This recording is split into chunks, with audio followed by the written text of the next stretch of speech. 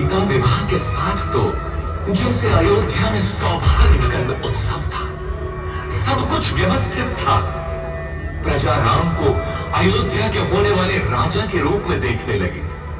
राजा दशरथ भी वृद्ध हो चले थे।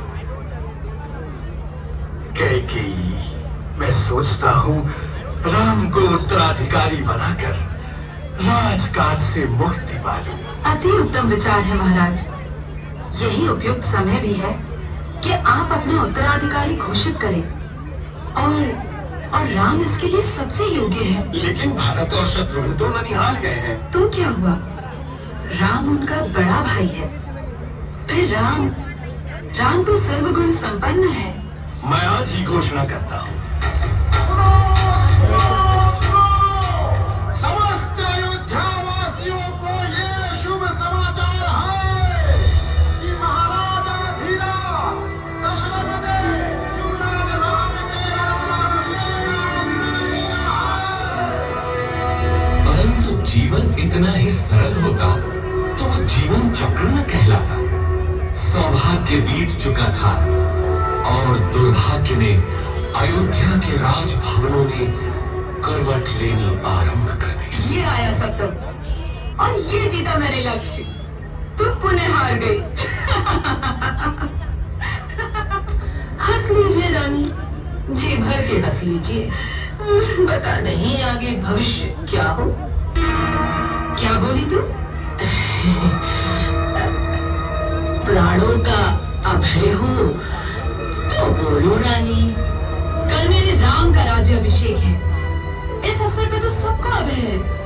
बोल, निर्भय होकर बोल। ये राज्याभिषेक ही तो आपका दुर्भाग्य लाएगा। क्या बकवास करती है?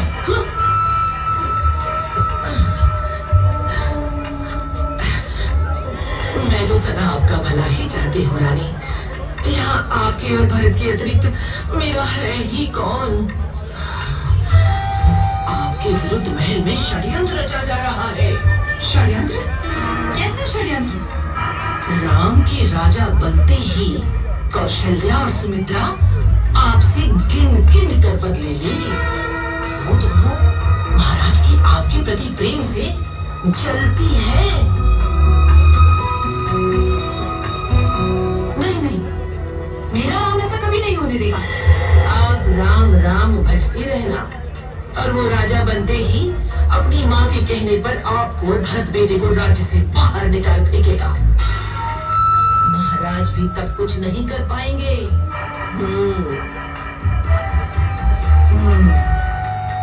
आपको शंबरासुर युद्ध का स्मरण है ना? महाराज का जीवन बचाया था आपने और उन्होंने आपसे 2 वरदान मांगने के लिए कहा था, जो आपने उस समय नहीं मांगे, किंतु अब मांगने की घड़ी है। शीघ्र बोल, करना क्या है?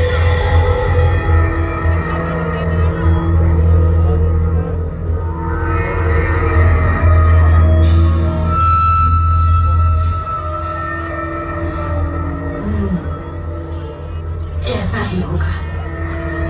मेरे विरुद्ध षड्यंत्र? वैसे 14 वर्ष ही क्यों? मृत्यु क्यों नहीं? नहीं रानी, राम लोकप्रिय है, प्रजा विद्रोह कर सकती है।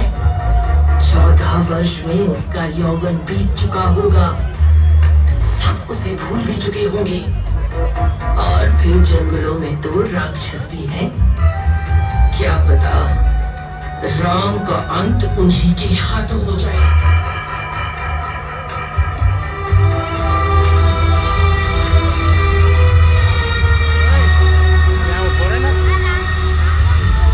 रानी कैकेयी को भवन में चली जाती है और राजा दशरथ को विवश कर देती है कि राम को वनवास हो और भारत राजा बने।